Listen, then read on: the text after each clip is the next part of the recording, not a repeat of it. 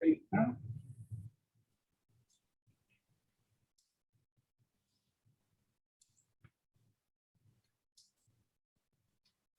Thank you, everybody who's just joining us. We are going to give this a minute or two to make sure that everybody comes in. We do have participants entering the room now. We are live.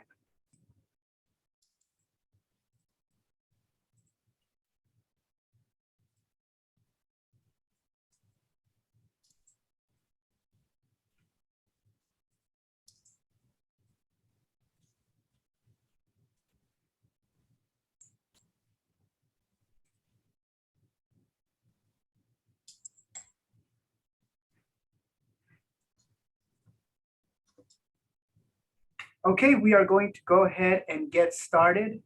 Welcome, everybody. Thank you for joining us tonight. We are here with Senior Matters and the Ranger District.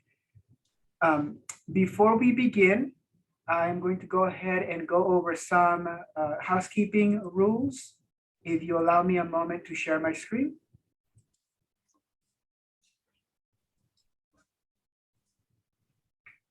We are on a webinar, meaning that the presenters can speak to us, but they can't see us. If we want to communicate with them, we have two options. Please use the chat if you have any quick comments, or if you have any technical issues to relay to us. I'll be keeping my eye on that, and I'll get you set up with any problems you have as soon as I can.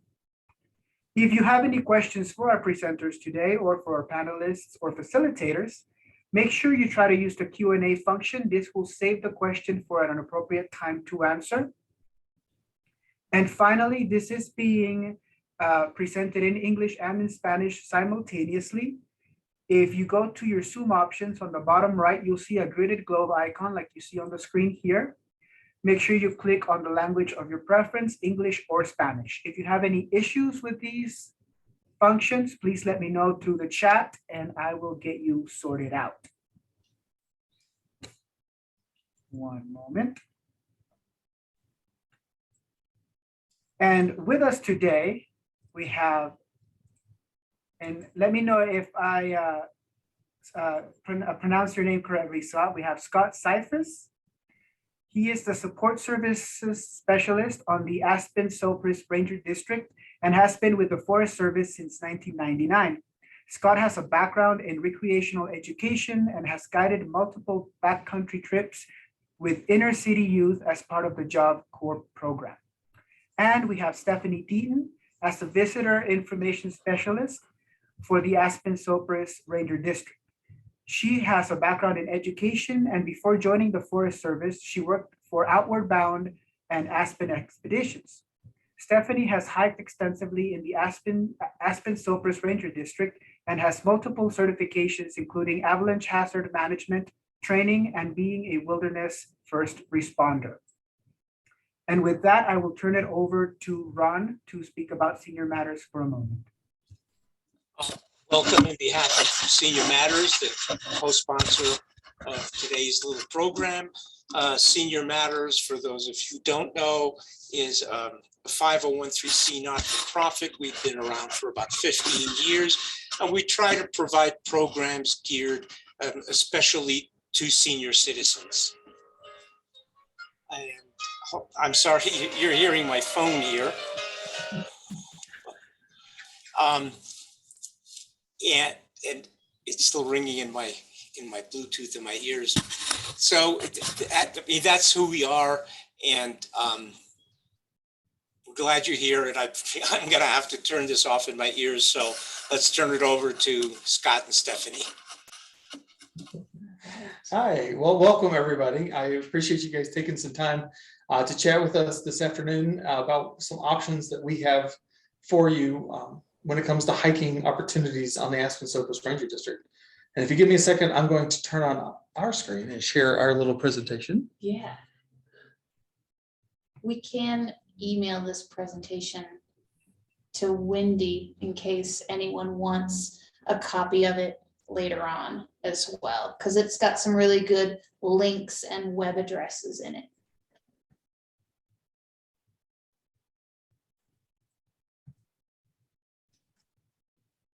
All right, so this picture right here was taken on a trail that we're going to talk about later. So I just want you to take a second and look at that view and kind of put it in your mind, just bookmark it, so to speak, so that when we talk about, and this is the Mid Thompson Trail, when we talk about the Mid Thompson Trail later in the presentation, you remember this view. As we were introduced by Alex, the two of us work here on the Aspen-Sopris Ranger District. I actually, in the last couple of weeks, have taken a new job. So I'm down at the supervisor's office in Glenwood Springs. But both of us are very familiar with the area and are really, supportive of opportunities like this when we can get a different population than normally uses our trail system out and able to enjoy nature.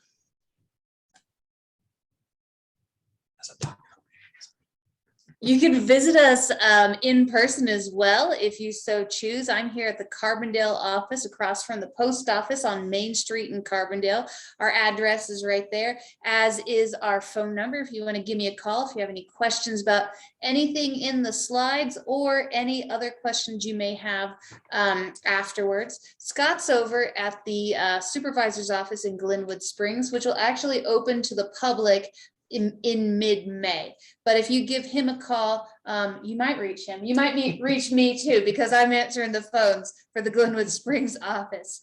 Our web address is down there at the bottom of the page as well. It does have some really good forest information, so give that a look, as is our email, which is a great way to contact us. Sometimes, especially during the busy summer season, it's hard to get a hold of a person on the phone. So if you email us, Scott checks that email every day, and we can answer your questions a lot more readily sometimes via email.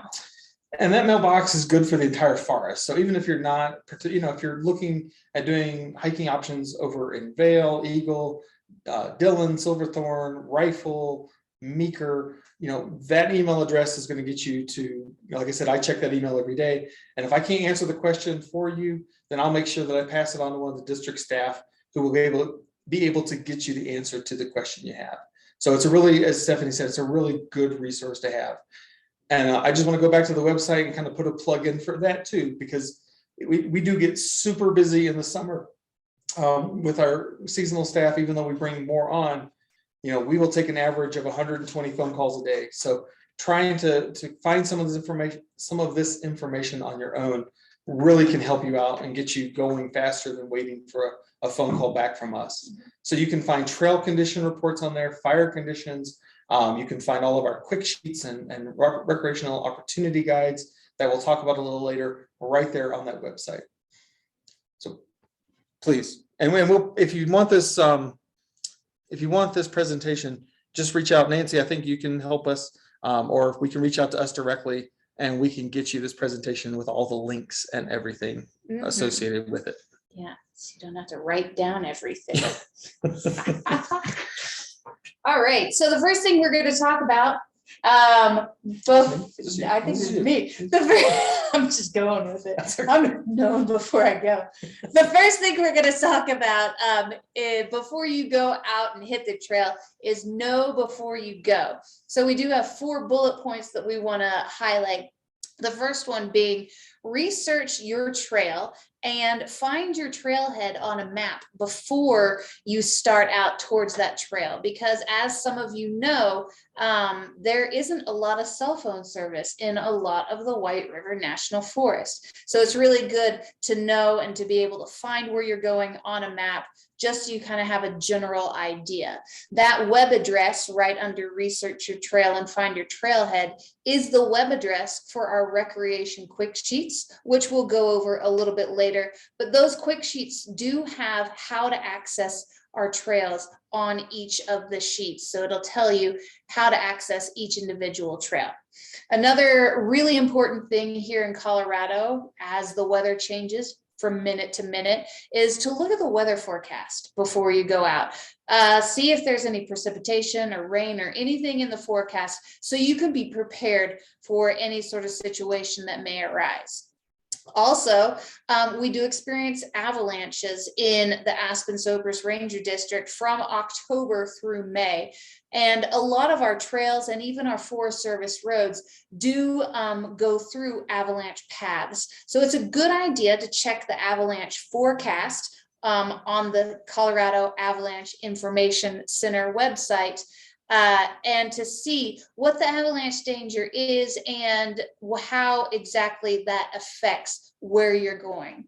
Another great thing to research, especially this time of year as we close many trails for elk and bighorn sheep calving, is to read about the seasonal closures of our Forest Service trails and the fire danger on our forest. Most of our seasonal closures and the fire danger report is right there on the homepage of the White River National Forest website. And it's also a quick phone call away if you want to just give us a call and ask us about those things as well. Yeah, we can't stress that enough. As much as I've said that we get really busy, we want you to call if you have questions. Email is a great option. Stopping by the office is a great option. Calling is another great option. But if you have questions, really, we want you to reach out to us some shape, form, or fashion to get those answers, because that's what we're here to do. So we talk about knowing before you go. Part of that includes, deciding who you're going to go with. Personally, I like to hike alone a lot, but at the same time, I know that going out with some friends can be a lot of fun, especially if they share the same hiking skill level or desire for what to get out of that trip. So along with that is also a safety aspect that we can't stress enough. Going with someone on a hike is always a good idea. You can never go wrong with that, because accidents happen, and having somebody available to go help, either help you or go for help, is just phenomenal. So we put a couple of posts here with links to a couple of groups in the area. So if you don't have or don't know of a partner that shares your hiking interest or level, you might go to one of these groups and be able to find a partner to go out and hike with. So we've got 100 Club that they do more than just hiking. So you can see they do skiing and biking as well. And then the website 100 Club Colorado. The Colorado Mountain Club also does, again, provide that opportunity to find new friends, new hiking partners to get out here in the mountains and enjoy the wilderness and outdoors with someone, as well as the Roaring Fork Valley Active Women's group. But with that, even if you go out with someone, even if you go alone, the big things that we want you to take away from this presentation is you need to communicate. I can't stress that enough. Communicate where you're going, who you're going with, if you're going with someone, when you plan to come back, and whether you have any known medical concerns. So why is this important? Because if you get lost and no one knows where you're at, there's a good chance no one's going to find you, or once they do find you, it'll be too late. Who you're going with. If you do need to call search and rescue, it's important to know how many people are in the party so that search and rescue is prepared to handle the group of that size. When do you plan to come back? If you plan to come back at noon and it's 12:30, the person you inform probably isn't going to call search and rescue. But if it's 5 o'clock, they may start asking some serious questions. So it's important to know when you plan to come back so that your emergency contact outside of your trail can provide either search and rescue or emergency services with the information about how long it's been since you were either last contacted or supposed to have arrived back. And then emergency medical plan, if you are diabetic, if you're allergic to bee stings and carry an EpiPen with you, there's any number of things that might concern you individual that search and rescue might need to know in order to provide that successful outcome on a search and rescue event. I will say that this whole knowing before you go and everything, we hear firsthand the reports of search and rescue attempts in our district and on the forest, and I would say probably half the time those search and rescue events were really caused because the individuals were not prepared for what they encountered on the trail.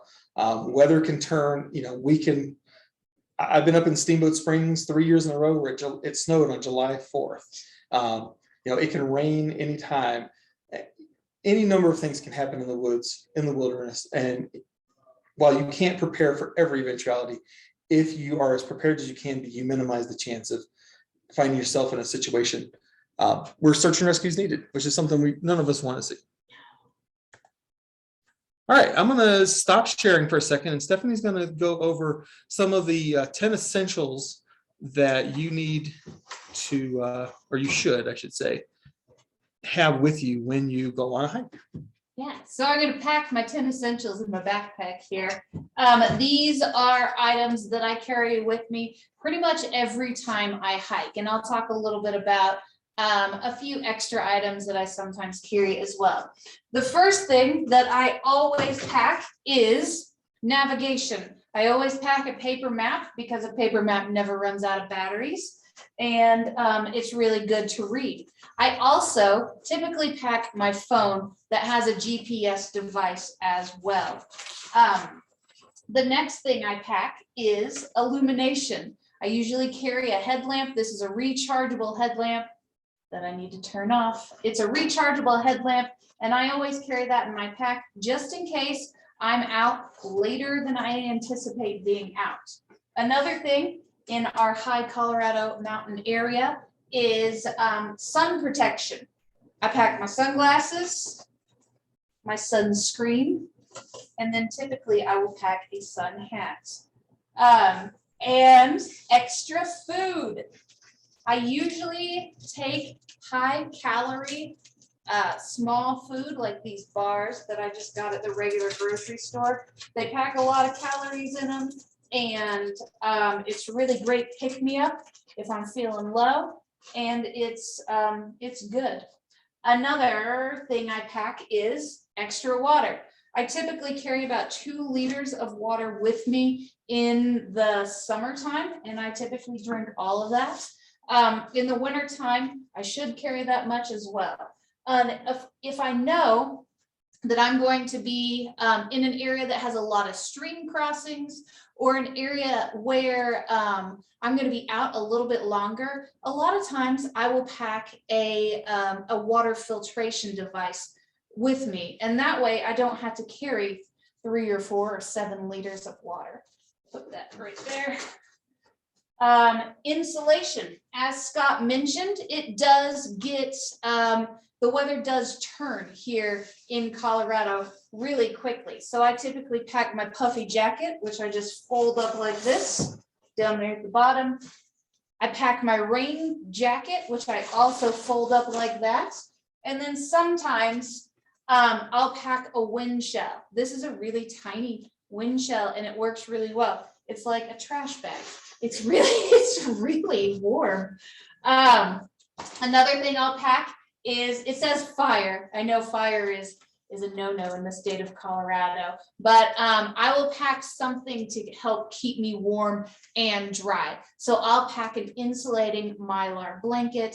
I will pack a lighter a lot of times just in case I need to.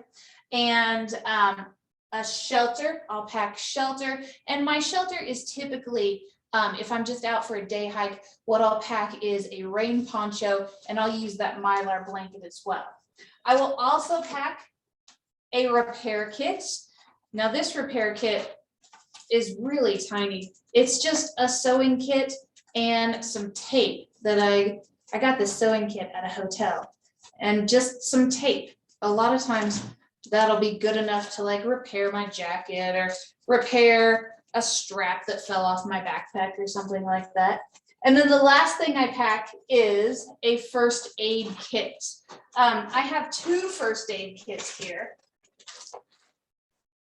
And I'll pack different ones depending on where I'm going, how long I anticipate being out, and who I'm going with. If I know it's just going to be me, and I'm going out for just a little tiny bit on a trail I've been to 1,000 times before, I'll just pack the tiny thing. But if I'm going out with new people, or I'm experiencing a new trail, or doing something which could potentially be a little more dangerous, I'll pack this bigger first aid kit. It's not, it's not huge, and it fits in here. Another thing I didn't mention was I'll typically pack a knife. This has come in handy so many times.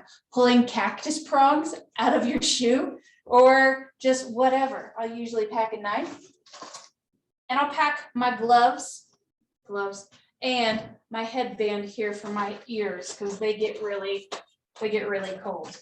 And then I mentioned earlier that I pack my cell phone. If I know I'm gonna be out for a really long time, usually I will pack a battery pack for my cell phone so I can recharge it while I'm out in the woods if necessary. So that's what I pack. And then if we're in shoulder season, like we are right now, something that I really like to keep on hand are traction devices for my shoes. So I'll pack these micro spikes for my shoes as well. And they come in this bag. So if you take them off and on your feet, they don't get the interior of your pack super muddy. All right. I think there was a question in the comments. There is a question. Yeah. I think it I'll was. just read it out loud. I was just Yeah, waiting to come to a pause. But, just check the Aspen-Sopris conditions current for 10/15/2021. When does this go live for the season? We typically start updating those once our summer travel management plan goes into effect. So most of our Forest Service roads right now are closed until May 21st. And so that's when you start seeing those conditions reports being updated on a weekly basis. And the reason we do it on a weekly basis is our wilderness rangers are typically out in the field for a week at a time. And when they come back, we have a meeting with them to see where they've gone and what they've seen while they're out there. So May 21st is when they'll be updated on the weekly basis. If you want to know any specific trail conditions, you can always give us a call until before the 21st of May. And I will say on the trail conditions, don't hesitate to call us if you see something out there. So if you're on a trail and you see trees are down, if you see that the mud, people are tracking, going around parts of the trail because of mud, or if there's some type of condition that you want to report, don't hesitate to reach out to us. Again, either email, phone, or in person to let us know what's going on. So we can let our trails folks know. They can put that on their list to do, and we can continue to maintain a good trail system for everybody. Just for information, our trail crew consists of about 7 people, and we have 750,000 acres on this district alone, with over 300 miles of trail. So we just can't get everywhere all the time. So we do rely on the public to really provide that information to us. Yeah. All right. Alex, did you have another question while we're paused, or? Not at this moment. Okay. Cool. All right. Well, I'm going to share my screen again here real quick. All right. Get back to the right. Yeah, let's get back to the right one. So I tell you what, we talked a lot about, knowing before you go and being prepared, which really is key, because you can't have fun unless you do the other things first. And having fun, really, I think we can all agree, is really the name of the game. You want to pick a trail that is to your level, to your liking, so you enjoy it. I don't particularly like hiking in the desert. It doesn't really interest me, so that's not a trail I'm going to pick if I want to go enjoy myself. I like hiking high alpine, hikes up like on Independence Pass. So I know where I like to be. I know where I'm going to enjoy myself. That's where I'm going to choose to go. But that you got to know what you're getting into. You got to be prepared for that, because no one has fun if it's raining and you're soaking wet because you forgot your rain poncho. Just not fun. Choose that hike within your comfort level. If you really just enjoy walking through trees, find that hike that's going to give you that experience versus hiking, up one of our, deciding that you're going to go climb one of our 14,000 foot peaks just because. The other thing is, as you're getting out there, you have to know yourself. One thing about hiking is really being in tune with you, how you're feeling, how your feet are doing, whether you're wearing warm spots and getting blisters on your feet, that's not an enjoyable hike. So really being in tune with yourself and knowing how you're doing is important, and understanding that it's okay to stop at any time. A lot of times we get wrapped up in getting to a destination. So we are going to go to that lake. We are going to go to that mountain. And we just have it in our head that we have to get there no matter what. When in reality, if the hike is ruined by forcing ourselves to do that, then it wasn't an enjoyable hike, and it was kind of a waste of time. So you can always stop. You can always turn around. Looking back at my history, I was sharing a story with Stephanie when I was probably 12 up in Steamboat Springs. It was the beginning of June, and my dad decided we had to get to Gilpin Lake, which is in the Mount Zerka Wilderness. Now I'm about 12, my older sister's about 17, and my younger sister's about 7. And the 3 of us were all hiking up there, and the last half a mile was all snow. But my dad had to get there. And so for that last half a mile, all we heard trudging through the snow was just 10 more feet, just 10 more feet, just one more hill. And we made it, and we laugh about it now, but it certainly wasn't enjoyable at that moment. And so it's okay to get to a spot and just say, I can't go any further. Personally, I did that when I started to hike the Continental Divide Trail several years ago. I made it about 200 miles up to Silver City, New Mexico, and I just wasn't having fun. And the next section was going to be about 15 miles a couple of days before I saw anybody. And I just, it's not worth it. So I stopped, and that's okay. Because for me, it's the experience. That's the destination I want. I want to have a good time. I want to enjoy myself. I don't necessarily have to get to a place to do that. So, and that does, the last point there is that hike your own hike. However you want to do it, that's fine. If you want to stop every 20 feet and take a picture, if you want to stop every half hour and listen for the birds or try and check out wildlife, that's okay. That's your hike. That's what's going to make it pleasurable. And that's why it's important, as I mentioned earlier, when we talked about hiking with a friend, to find a partner that shares that same value with you, and you don't find yourselves both frustrated with each other. Somebody wants to keep hiking, you want to kind of stop and enjoy and take in the moment.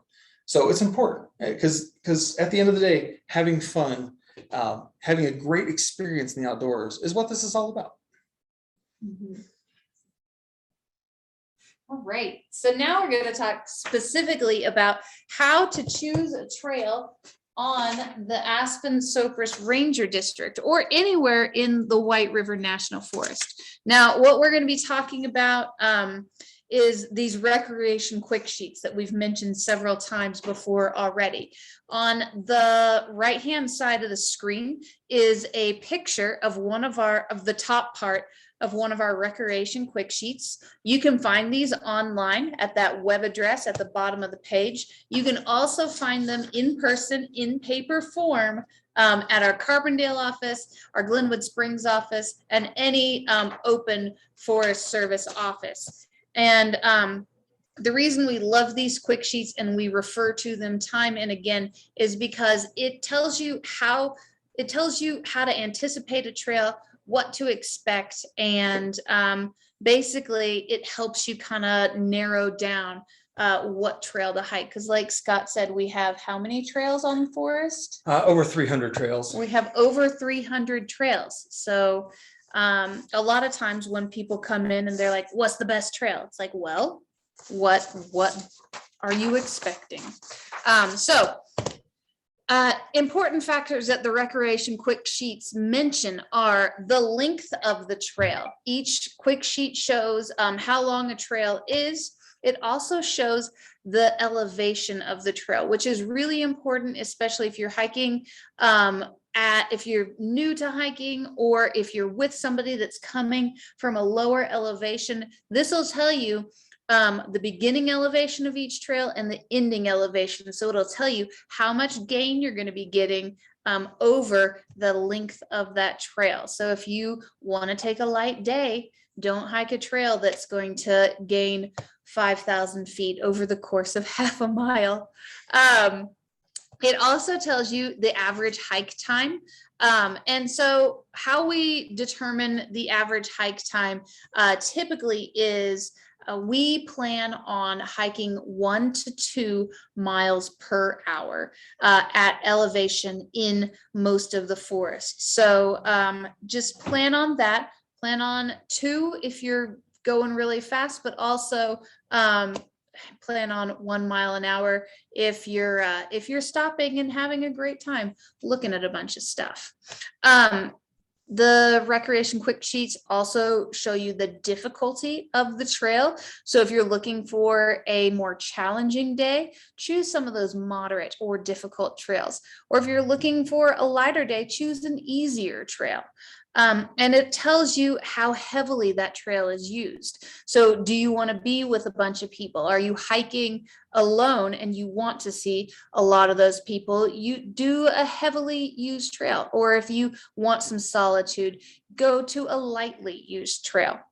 And then a really great section of the recreation quick sheet, which is not listed on the one here on the right, is access to the trail, how to get to that trailhead and what type of road to expect. Because a lot of our Forest Service roads are, they're a little rougher than pavement. So you may need a high clearance 4-wheel drive vehicle to get to some trails, and you may need that to get to some of the trails that we talk about a little bit later today. But the quick sheets will tell you access to the trail. I don't know, I'm very tiny up here. It'll tell you the access to the trail and what to expect, what type of road to expect. And then also who owns the trail or who manages the trail as well, because a lot of our Forest Service trails are managed not only by us, but also by separate government entities like Pitkin County Open Space and Trails, or some of our Forest Service trails even start on private land. So it's really important to stay the trail so you're not trespassing on that private land, because those landowners have given us access and given us an easement to that trail. Now, these quick sheets are available through the forest, and the forest is not the only place in our district that has trails. It's also a good idea to check out the Bureau of Land Management. They have a lot more lower lying trails than the forest does. So a lot of trails that are good to access during the shoulder season, so spring or fall. Pitkin County Open Space and Trails has some great trail systems, as does the city of Glenwood and the city of Carbondale. And we'll talk a little bit about some of those in just a moment. So don't forget to look at the recreation quick sheets. They are really, really helpful when deciding where to go and how much of the trail to do. Thanks, Stephanie. Yeah. Alex, do we have any questions? We can pause right here for a second. We do have a few questions. Okay. And we'll go through them. First one is, do your trail descriptions include opportunities for shaded rest spots? Ours, in the narrative of some of our trail descriptions, it does list some of that in the narrative, but not all the time. Not really. And if you're curious, what I would suggest for that is if you're looking at a specific trail or looking for kind of rest spots, that's a great time to come in and talk to us about that specific trail. And we can kind of look at the map together and talk about maybe good stopping spots along the way, either for resting or wildlife viewing. Mm-hmm. Yeah. Thank you. Next question, how can we find out about which trailheads have handicapped parking spots? Ooh. That is a great question. Yeah. I can list some, but I'm trying to think. This is one of those kind of unique situations when it comes to the ADA, is that there's really, most of our trailheads don't have structures that would really qualify for handicap parking in the sense of where you might find a ramp or a close parking to the trailhead itself. But do you know some that do have? Yeah, Hunter Creek over north of Aspen has a seniors and an ADA parking lot. So it's just for seniors and for ADA accessible people. So that's really great.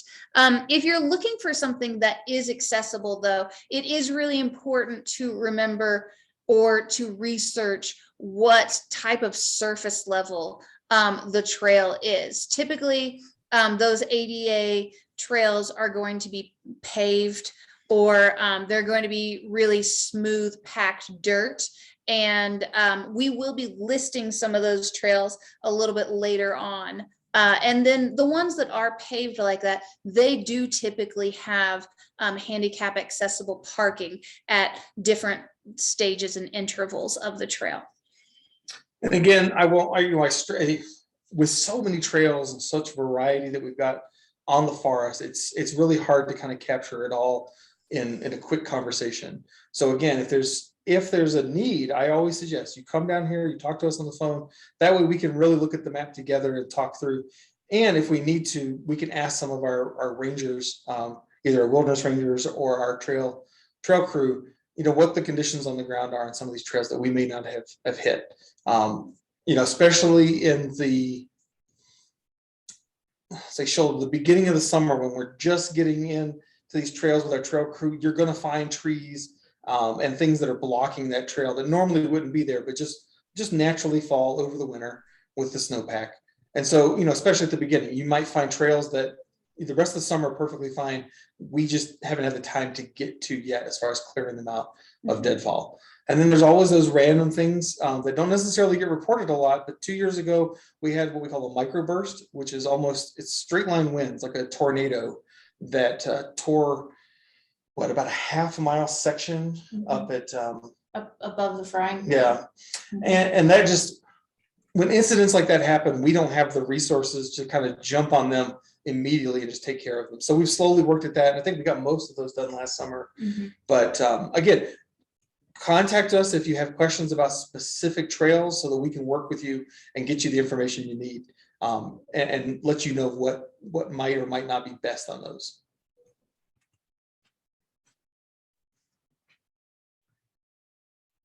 Okay, perfect. Next question. Does walking on muddy trails contribute to environmental degradation? Yeah. Yes, it does. A loaded question right there. Yes. The short answer is yes.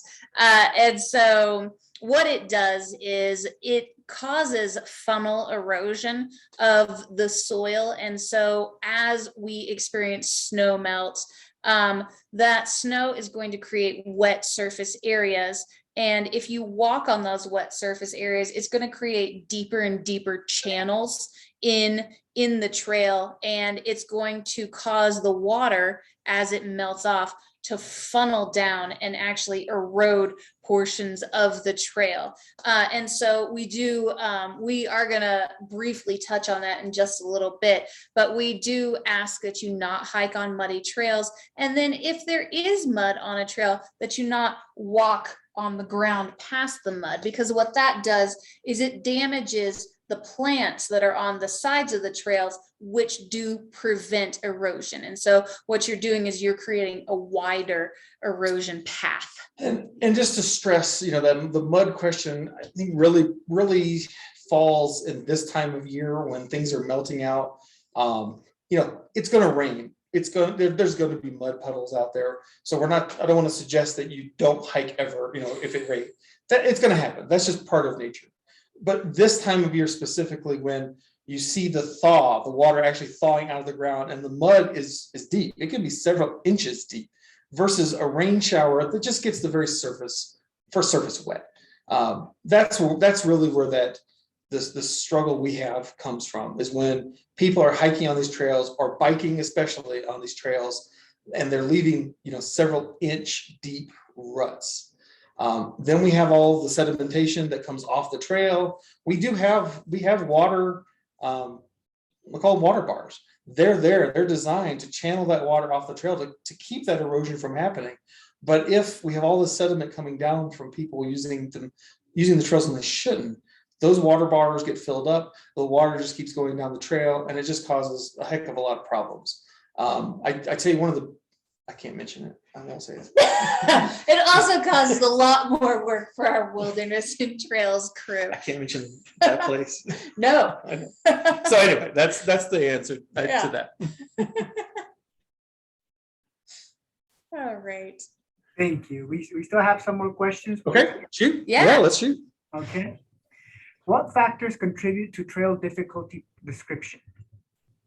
Ooh, that's a wonderful question. So length is one of the factors, as is elevation gain, and then surface of the trail. So if we're talking about a long trail that has a gradual elevation gain and a relatively smooth surface, we're going to grade that as easy, as opposed to a trail with really sharp elevation gain and then maybe exposed roots or rocks on the trail as well. That's a great question. Yep. And yeah, then Yeah. what you're doing. So some of our, like once you get into like say mountaineering, where there's technical aspects to the activity you're doing, that will also, increase the difficulty of that trail. Okay. All right, next question. This talk was advertised as telling us good places to hike that weren't so difficult. Are we getting that info? We're getting there. We're getting there. Almost there. It's one of those things where we talk to the public a lot, and for not knowing our audience, we always want to stress what we talked about at the beginning, knowing before you go, because that solves a lot of the problems that people run into at the beginning. So the next part of our slide presentation, we're going to talk about some specific trails here. Yeah. Perfect. Are dogs allowed on all trails? No. It's going to be seasonally dependent. Yes, that is correct. Dogs in the White River National Forest are allowed on most trails. We do have some seasonal closures like the Avalanche Lake Trail, where dogs are not allowed from December until late May. And we do have other trails like that as well. I know the east of Aspen Trail is not ours, but typically they close a portion of that trail in the spring because of the large moose activity. And moose are really aggressive to dogs. But the majority of our trails do allow dogs. We do require them to be on 6-foot leashes in the White River National Forest. And we do ask, please, that you pick up after your dog. I'll stress, pick up and take out after your dog. Yes. You see some of the stories, from Jefferson County up on the Front Range where, hundreds of bags of dog poop, which I appreciate them bagging, but if you don't take the bag out, it kind of defeats the purpose. Mm-hmm. So we really stress leave no trace principles and pack it in, pack it out. Yeah. One last question for now. Okay. Where can we find which trailheads have porta potties? Ooh. I'm trying to think of which ones. We don't have many that do. Well, we have, on Independence Pass. Yeah, Lincoln's now has one. Mhm. And That is more of an in-person question, and that is a great question. so I will say that generally speaking, most of our trailheads do not have outhouses or porta potties.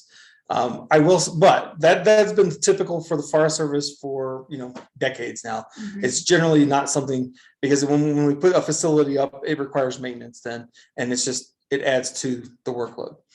That being said, what I can tell you is over the last couple of years, with the explosive growth that we've seen with visitors on the forest, we are seeing a move towards putting more what we call CXTs, or those concrete buildings in those high use areas. So last year, I believe it was the Independence Pass Foundation that partnered with us to put a facility up at Lincoln's Lake close to Independence Pass. Mhm. And the reason was it was just so much use. It's such a fragile environment that it was worth that investment to make sure that the area is protected from the human footprint, so to speak.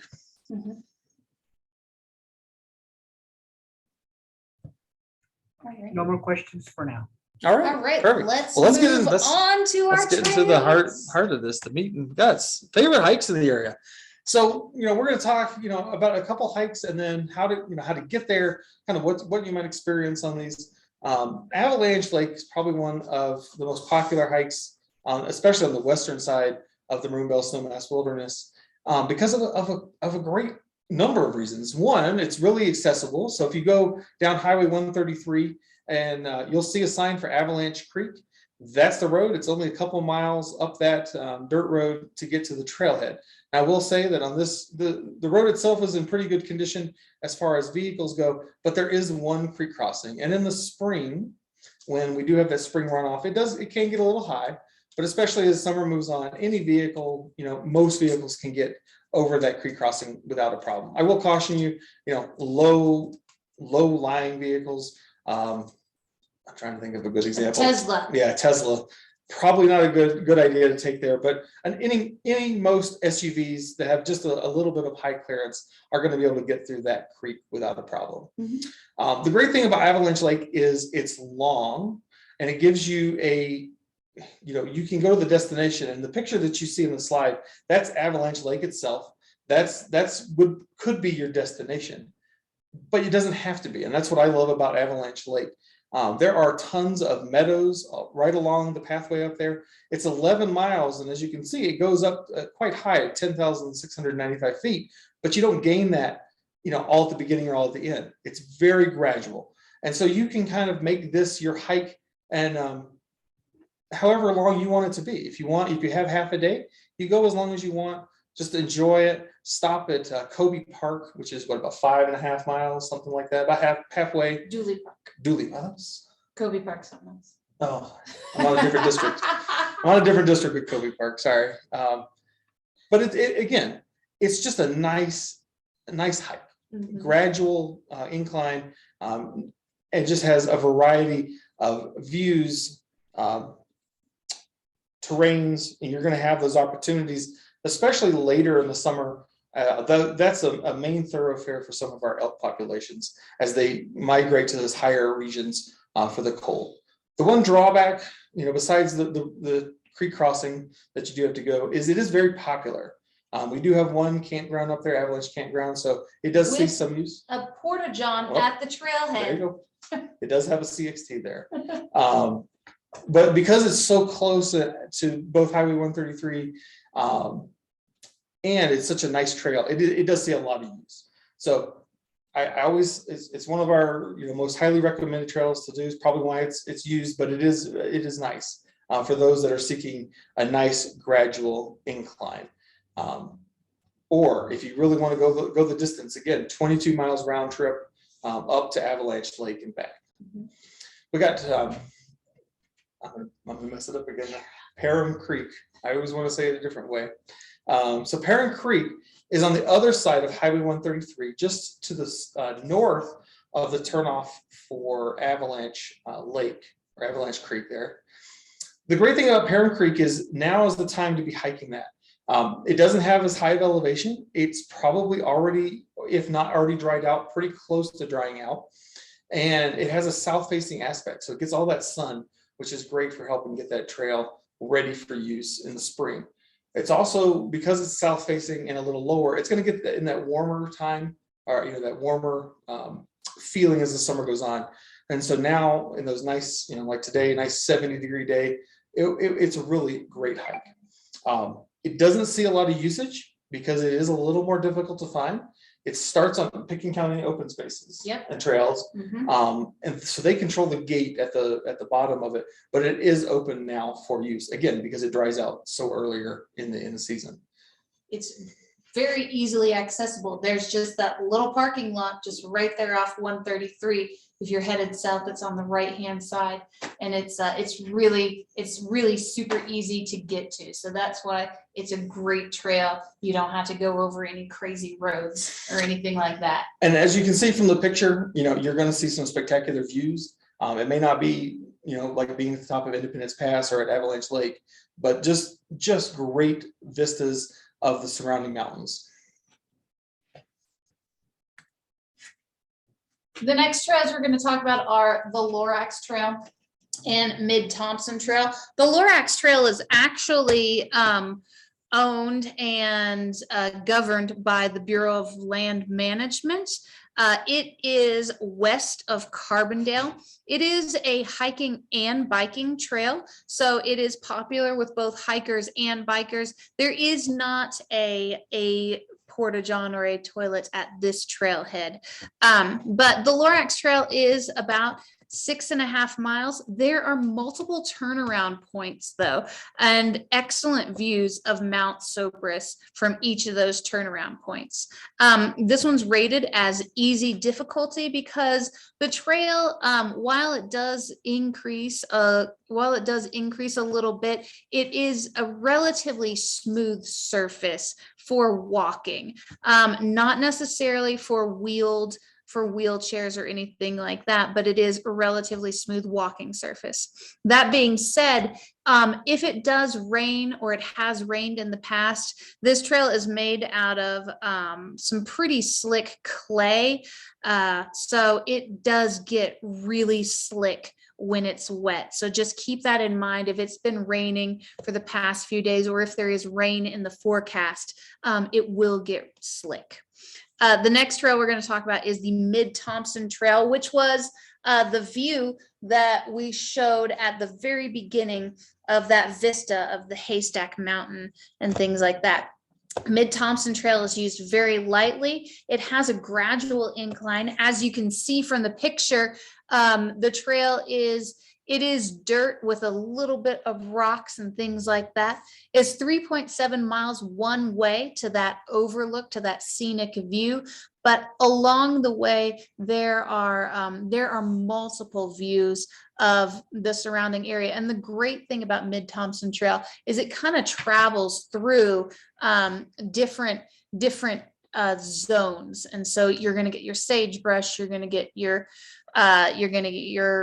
coniferous trees, and you're going to get some mountain views at the very end. Coniferous. Those coniferous trees. Whatever. So Lake Ridge Lakes is, Lake Ridge is not, I had the chance to hike this one. I had to go look it up here. So it's one of those kind of hidden away spots that doesn't get a lot of use, which again is great if you're looking for that kind of getaway spot that not many people are going to go to, if for solitude, that good alone time. And if you're wanting to see wildlife, that is key. It is rated as easy. You'll see that the elevation does have some gain, but it's relatively short. So you're only seeing about 1,000 feet over 1.5 miles. Not too bad at all. And as you can see from the picture there, it has just a phenomenal view from the top. To get to this lake, you do have to leave Carbondale on County Road 108 and then head south on South Thompson Divide. South Thompson Road. South Thompson Road. It's County Road 1D. And basically it is a dirt road, but it should be fine for most vehicles. And you just drive south until you hit the trailhead for the Lake Ridge Lakes Trail. And again, it's a little bit of drive to get there, but I think you all recognize how popular the Aspen, Carbondale, Glenwood Springs area is. And so in order to find those areas that aren't as popular, aren't as inundated with visitors, you do have to drive a little bit out of the way to get there. And again, I'm going to stress this again, talk to us. If any of these lakes appeal to you and you want some more information on them, make sure you call, email, or come by the office, and we can certainly talk you through how to get there and what the trail conditions would be. Bradford Creek is west of Redstone. And so if you take the Coal Basin Road, about 1.5 miles, and that's all paved, so it's very accessible. You'll find a turnout for the Bradford Creek. Bradford Creek, starts, I was like, 7,800. So you're looking at a little bit more of that pinyon juniper kind of mix of vegetation. But as you go up, you're really going to get those aspen meadows into some conifers. And again, as you look back, you're going to have some opportunities to view back towards the southern Redstone or southeastern Redstone, kind of towards Marble area. Again, because of its let's say its location and the fact that it doesn't have those large mountains like Sopris or Capitol or Maroon Bells, or I mentioned it. Sorry. It isn't as popular, but again, it provides those opportunities for locals that want a chance to get out and just have a nice hike and not necessarily want to go up to 12,000 feet in alpine meadows. So another opportunity again, and because of its accessibility with its road access from Redstone, I'm surprised. I think we'll probably see it become more popular over the next couple of years. But right now, if you have a chance to go see it, it's a great opportunity. It doesn't see as much use. And you can have lunch in Redstone. There you go. That was a Redstone plug. All right. The next two we're going to talk about are our hidden gems. And these are trails that they're not very popular in the area, but they are beautiful trails. The first one, Forest Hollow Trail, can be accessed via Red Mountain Road, just right by CMC Spring Valley, or it can be accessed just from the Boy Scout Trail, which is just outside of Glenwood Springs, the town. The great thing about this trail, if you access it over by Spring Valley, is that there is not a whole lot of elevation gain at all. And the most elevation gain you'll get will be in the first half a mile. So it's a really good trail if you're just getting into hiking for this season. And it offers some really great views. The view in this photograph is actually of Glenwood Canyon. You look over into Glenwood Canyon, you can actually see the Grizzly Creek burn scar really well now from this trail. And you can also, just at the next peak over, watch people do paragliding and things like that, which is really cool. So it's 2.8 miles one way if you access it from Spring Valley area. And it's really great. It's also used for hiking and biking. So just be mindful of that while you're out there. Bikers do tend to use this trail as well. Another super great trail that the difficulty level is rated as easy is the Chapman Lake Trail, it's kind of a drive, so if you're going to go out there and do it, pack a picnic, like just plan on spending the day, bring a book, do whatever. And so Chapman Lake Trail is east of the Rudeye Reservoir, and it is just past the Chapman Campground, which is one of our campgrounds. It's 1.2 miles one way, and it's rated as easy because there is not a whole lot of elevation gain on this one either. The most elevation gain you're going to do is in that first half mile again. It's really great for nature watching and things like that. You're going to see some moose, some elk, all sorts of stuff. And like we talked about earlier, since there are moose out there, make sure your dog, if you have one, is leashed and you stay well away from the wildlife. There are questions? Some questions? Let's get some questions. Let's pause here. Okay. Okay, and we do have one question, and we are coming up at the end of the hour. Okay. Quick question: has the Avalanche Creek Bridge been repaired? It is expected to be prepared this year. That's excellent. So at about 2.5 miles from the trailhead, the Hell Roaring Bridge washed away during our heavy avalanche season in 2018. And we do anticipate repairing that this year. And so that's a great question. And it's also a great turnaround spot for the Avalanche Creek Trail. All right. Well, let's go to the Rio Grande Trail. We'll yeah. talk about that real quick. Yeah. Just real quick, we kind of talked about this. It really comes down, and you can talk more individually with us if you choose to call. It's that kind of shoulder season time where you can start at lower elevations right now and move your way up as the summer progresses in order to avoid those muddy trails, snow, and really for looking back, as I mentioned, our trail crew, it gives them some time to get up to those higher elevations and clear the trails as well.